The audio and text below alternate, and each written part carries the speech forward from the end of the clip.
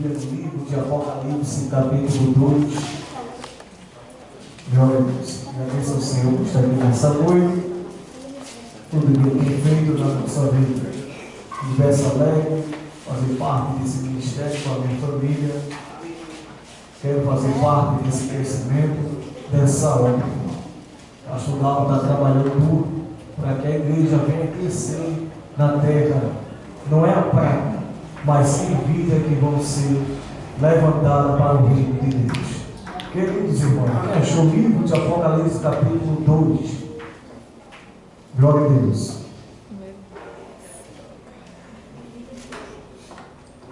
Livro de Apocalipse, capítulo 2. E o verso primeiro, para nós estamos lendo essa carta que Jesus deu para João. Quem achou, diga amém. Amém. Diz assim a palavra do Senhor. Escreve ao anjo da igreja que está em Éfeso. Isto diz que aquele que tem na sua destra as 7 estrelas e anda no meio do 7 castiçais de ouro. Eu sei as tuas obras e o teu trabalho e a tua paciência, e que não podes sofrer os maus.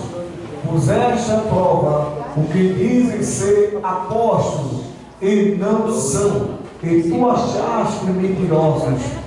Sofreste, tem paciência, trabalhaste pelo meu nome e não te cansaste. Tenho, porém, contra ti, que deixaste teu primeiro amor. Lembra-te, pois, de onde caíste, e arrepende-te. Pratica as primeiras obras, quando não,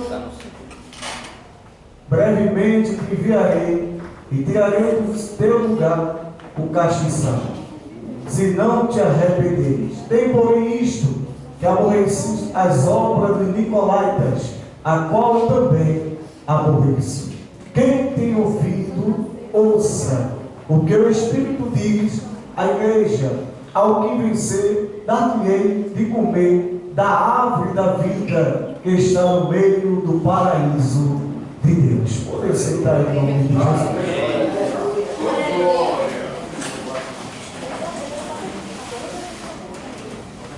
Queridos irmãos, vamos entrar um pouco na introdução.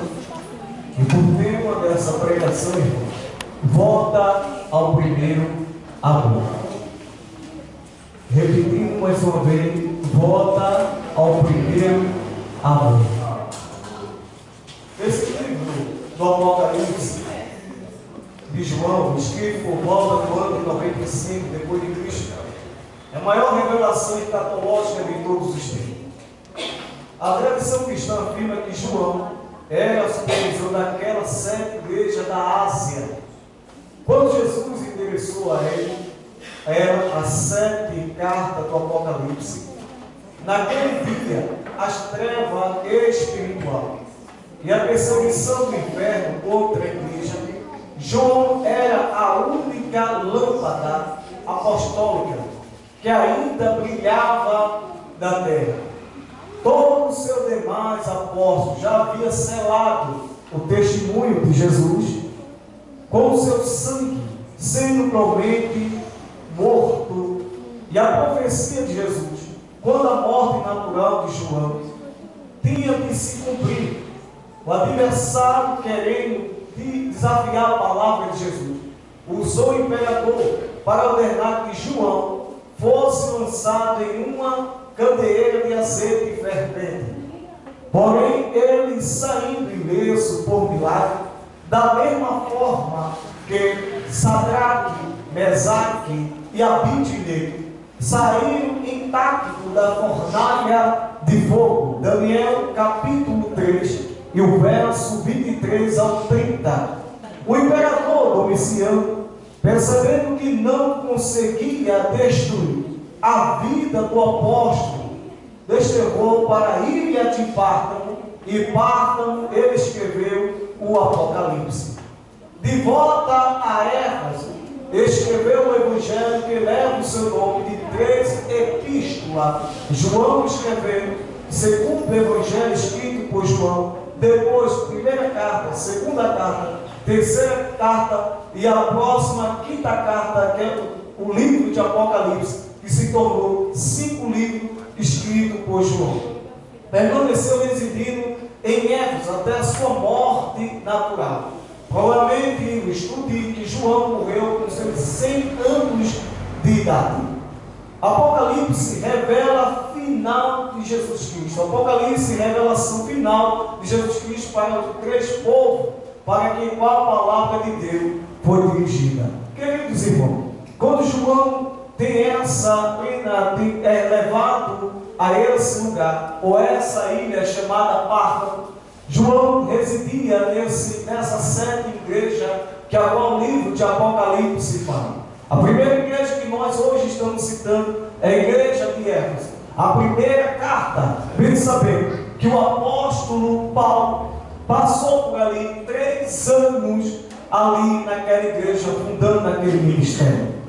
Também alguns homens e mulheres trabalharam para aquele crescimento daquela igreja. Éfeso era uma cidade muito famosa pelos seus os leões, os tigres e pela luta que existia naquele lugar, e chamava a atenção quando alguém chegava para assistir esse evento. E ali também existia uma deusa, quem faz a memória parece que era Diana, né, meu pastor?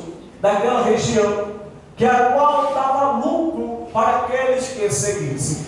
Também essa deusa, ela seguia os seus seguidores, se prostituía no culto ou no ritual, e tudo ali era vendido para aquele que chegasse dentro dessa cidade de Éfeso.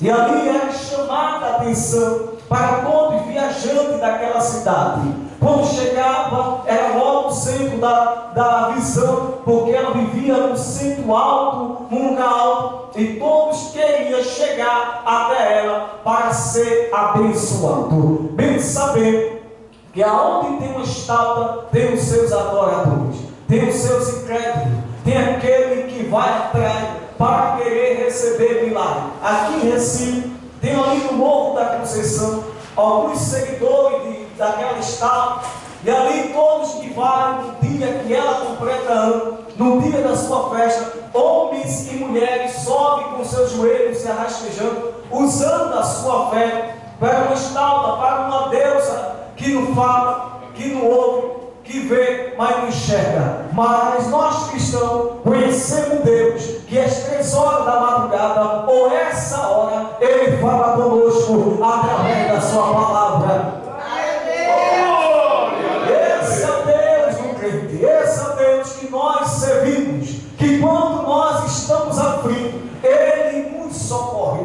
O apóstolo Paulo diz que quando nós chegamos a Cristo com o coração contrito, o Espírito Santo, Ele sobe com um gemido até o trono de Deus. Mas quando ele olhando e vendo essa palavra, examinei, busquei, porque ele chora com um choro inexpressível. É porque o próprio Deus nos ensina a buscar a sua presença. Bem saber que existe a Trindade, o Pai, o Filho e o Espírito Santo. São um só. Quando eu estou aflito, quando eu estou carente da presença de Deus e não consigo falar, o próprio Deus me ensina com as palavras a qual eu posso chegar a Ele e conversar com Ele.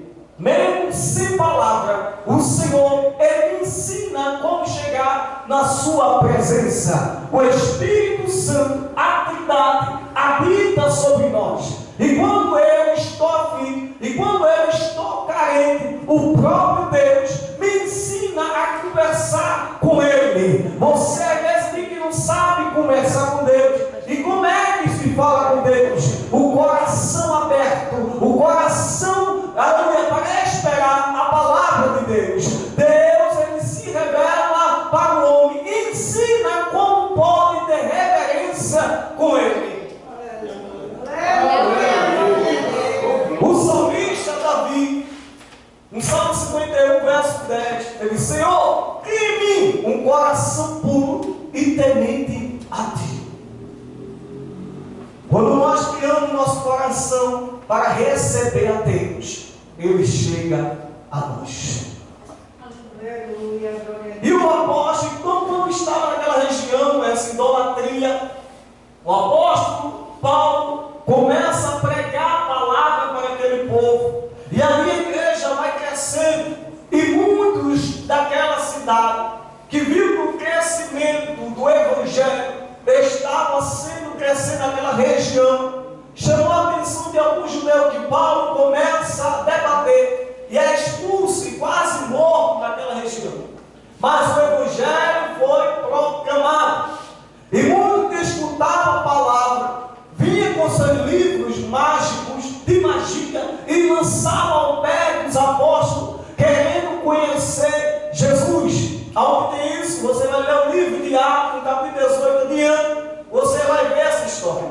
E quando ele chegava até os apóstolos, jogava ali as artes mágicas, seus livros, e aceitava a Cristo. Chegou o tempo que Paulo, pregando, tem alguns seguidores de João Batista, quando ele viu Paulo pregando acerca de Jesus, ficaram admirados, dizendo: quem é esse que vós fala? Ele disse: é Jesus. João Batista me batizou com água, mas Jesus vai me batizar com o Espírito Santo. E naquele momento, o discípulo de João creram tremendamente, que creram que foram naquela mesma hora batizado com o Espírito Santo. Quem crê receberá fogo do Espírito Santo. Quem veio nessa noite para receber da parte de Deus, recebe força, recebe fogo, recebe graça para continuar no Evangelho.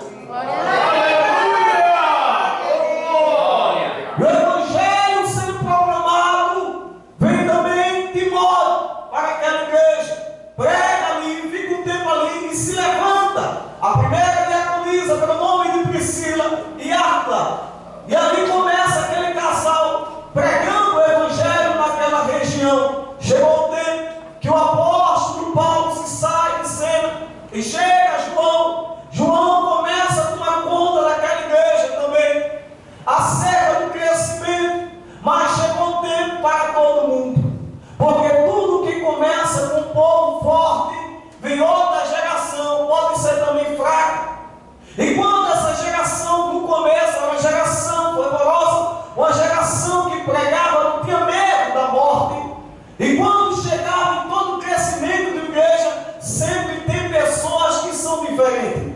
Porque todo aquele que lança a rede, aquele pescador que lança a rede, ele não sabe o que vai vir na rede. Se é tilapia, se é outro tubarão, se é qualquer tipo de outro peixe. Ele não sabe qual é o peixe que vai chegar naquela rede. É mesmo assim o evangelismo. O evangelismo, saímos para pescar almas, mas não sabemos quem são aquelas pessoas. Quando ela chega na igreja, ela começa a observar. E no meio dessa pescada, vem presbítero, vem evangelistas, vem diáconos, vem pastores afastados. E quando chega, quer mudar a rotina. E aconteceu isso nessa igreja, que quando ele chama a atenção dizendo: olha, vieram alguns homens dizendo que era apóstolo, mas vocês, aleluia, disseram aqui no capítulo 2: eu sei as tuas obras, o teu trabalho, e a tua paciência, que não pode sofrer nenhum mal. Puseste a prova que dizem ser apóstolo, e não são, e tu achaste mentirosos. Porque chegou muita gente se fazendo de crente nessa igreja. E quando ele chama a atenção dizendo: olha, toma cuidado com os, no capítulo, no verso 6, tem porém isto, que aborrecer essas obras dos nicolaítas, a qual são também, a qual eu também aborreço. Que são nicolaítas? São os que chegou na igreja para querer mudar a doutrina da igreja, querer fazer confusão, querer mudar o rumo, querer mudar aquilo que foi fundado no começo. Por que faz isso? Por que faz aquilo? Dando opiniões. Essas pessoas nicolaítas que chegaram para fazer a mudança dentro do ministério. Toma cuidado com essas pessoas. Toma cuidado com as pessoas que dizem que teu pastor não presta. Toma cuidado com aquelas pessoas que dizem que teu pastor está sem visão. Toma cuidado se que aquela igreja que tu faz parte não vai vai ter crescimento. Repreenda no nome de Jesus, porque quem fundou esse ministério foi aquele que está no céu do olho e chama e diz: vai ter crescimento. A porta que Deus abriu, o diabo não pode fechar. Mas tem esse povo no meio dessa rede que murmura de tudo, fala de tudo, fala da igreja, fala da parede, fala do chão, fala da cadeia, fala tudo para ele, está errado dentro do ministério. Mas quem sofreu no começo sabe o preço para essa igreja estar aberta. Aleluia! Oh, glória! E quando ele viu que esse crescimento, o Senhor aborreceu essas pessoas que falam mal dos seus obreiros. O Senhor disse que ele aborrece, ele não gosta. Os seus olhos se incomodam com essas pessoas que chegam na igreja para fazer divisões, que querem mudar o rumo daqueles que sofreram para ter esse crescimento desse ministério. Então, quando João vê que começa o crescimento, a igreja vai ter mudança. E nessa mudança, meu pastor Dal, a Bíblia diz que vem agora a nova geração.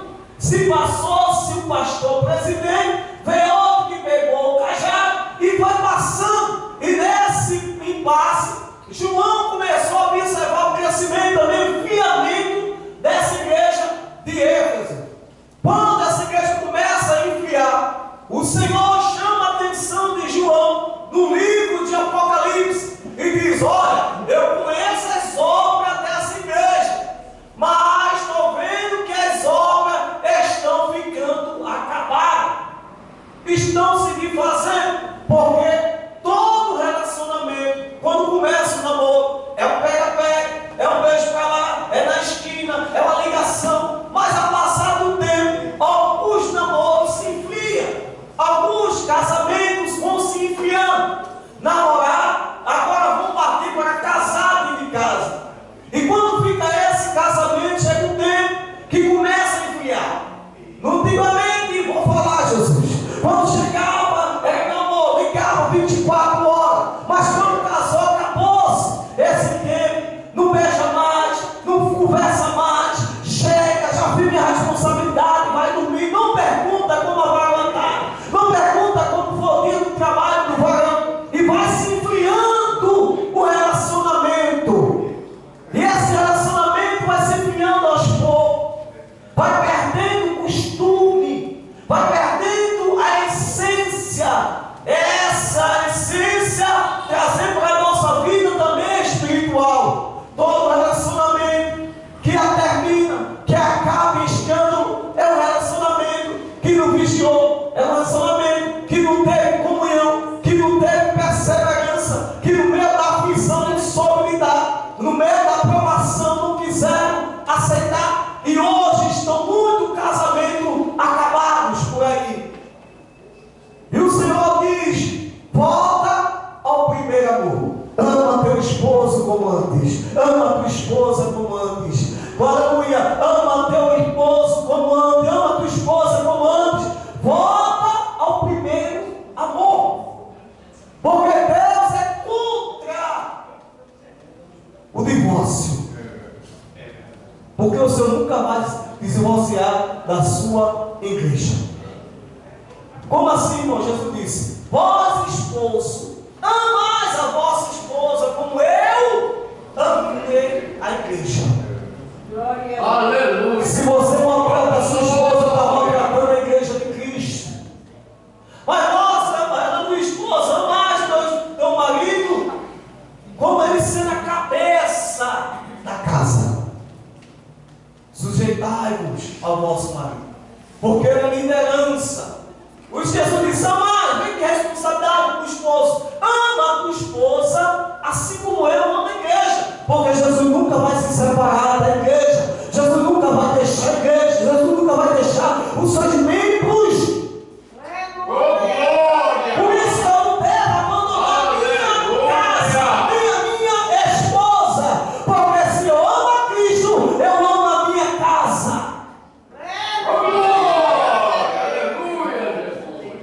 E não conhece, abandona a casa. Então, quando observando que essa igreja de Éfeso perdeu o primeiro amor, estava perdendo a essência, porque chegaram novos congregados e começaram a enfiar dentro do ministério. E o Senhor diz: João, desperta, manda essa carta para o anjo da igreja. Ou ele sendo também um súdito, ou sendo aquele que liderava aquela sede igreja da Ásia, ele também chamou a atenção, pregoando a palavra, dizendo: volta ao primeiro amor, volta a fazer as obras antigas, volta a fazer o evangelismo, volta a buscar como você buscava antes. Se lembra do tempo antigo, que quando tu aceitaste Jesus, tu não tinha nenhuma roupa, é aquela calça manchada, batia lá, ela enxugava de manhã para estar na igreja. Se dissesse que tinha culto na segunda, tu estava lá. Se dissesse que tivesse culto na terça, você também estava lá. Se tivesse culto na quarta, você estava lá. Se tivesse culto na quinta-feira, você também estava lá. Se tivesse culto na sexta, você estava lá. Se tivesse culto no sábado, você também estava lá. Mas ao passar o tempo e foi esfriando. Cadê aquela irmãzinha que anda para a igreja? Cadê aquele irmãozinho que anda para o ministério? Às 6h30 já estava na frente. O dirigente da vida da igreja já estava lá por aqui. Era o primeiro da fila. Quando chegava na igreja, se sentava logo na frente para ver Jesus falando com ele. E o desejo, quando chegou no discipulado, disse: você vai estar preparado para ir para a campanha. Era o primeiro a chegar. Era para sair de 2h da tarde no domingo. E 1h30 ele já estava na igreja, orando, intercedendo, pedindo direção a Deus, que era o lugar onde ele ia pisar para pregar sua palavra. Jesus me trouxe aqui nessa noite para dizer a você: volta a fazer as práticas antigas que você fazia antes na minha casa. Aleluia! Eleva-se, aí está dizendo: volta, se lembra quando você abria a boca e glorificava a mim. Mas passou o tempo, hoje está com medo de borrar a maquiagem, hoje está com medo de gritar mais alto com vergonha, porque a adoração não é para o pastor, a adoração é para Deus. Se você está sentindo ele aí nessa noite, glorifica ele.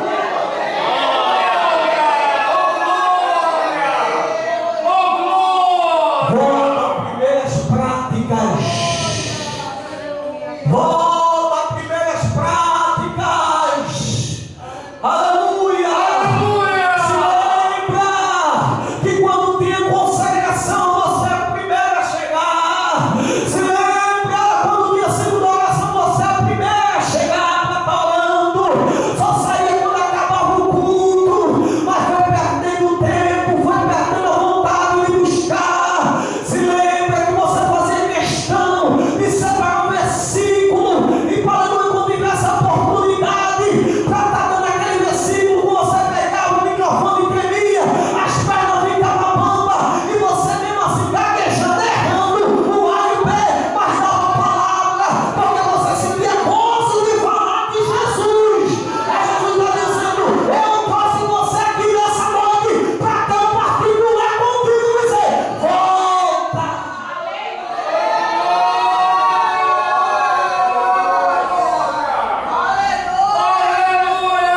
Agora aí, Jesus foi perdendo pelos tempos. Os tempos estão acabando com você. Eu estou sentindo aqui a presença dele aqui nessa noite. A graça dele está envolvendo esse lugar, dizendo: eu me lembro daquele dia que tu falava comigo, mas fosse enfiando pelas lutas dessa vida, fosse deixando descair pelos caminhos, e está se vinhando, não aguento mais, eu vou desistir, Jesus, não suporto mais. A Jesus dizendo: volta.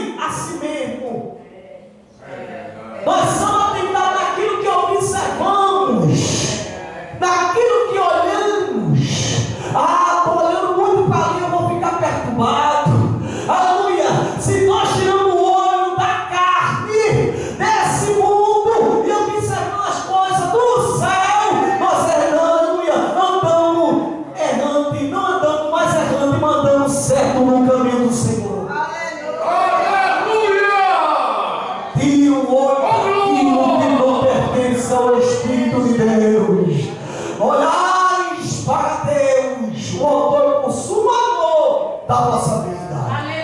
Aleluia! Aleluia! Recebe força da parte de Deus. Recebe graça da parte do Senhor. Não é tempo de lançar fora a pibeçaiada. Não é tempo de lançar fora a tua adoração. Não deixe o diabo arrancar isso de você. Não deixe o diabo arrancar as vestes que o Senhor colocou na sua vida. Limpa tuas vestes com oração, com jejum, com obra do Senhor. Reveste da armadura de Deus. Toma o capacete. Toma a coraça. Toma o calçado do Evangelho.